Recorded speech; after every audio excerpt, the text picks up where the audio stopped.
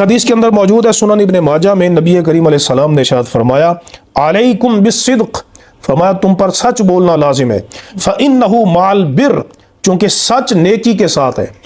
سچ نیکی کے ساتھ ہے، وہما فی الجنت،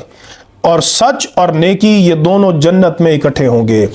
اس کی وضاحت صحیح بخاری کی حدیث کے اندر موجود ہے، صحیح بخاری اور مسلم دونوں کے اندر یہ حدیث ہے کہ نبی کریم علیہ السلام نے ارشاد فرمایا، حضرت عبداللہ بن مسعود رضی اللہ تعالیٰ عنہ روایت کرتے ہیں کہ سرکار دو عالم علیہ السلام نے ارشاد فرمایا، ان الصدق یہدی الی البر، بے شک سچ بندے کو نیکی کی طرف لے کے جاتا ہے، جو جھوٹ ہے یہ برائی کی طرف لے کے جاتا ہے، اور سچ بندے کو نیکی کی طرف لے کے جاتا ہے۔ وَإِنَّ الْبِرَّ يَهْدِي إِلَى الْجَنَّةِ، اور فرمایا نیکی انسان کو جنت تک لے کے جاتی ہے، یعنی سچ بولنے سے انسان جنت تک پہنچتا ہے۔ اس لیے عزیز طلباء، اپنی زندگی میں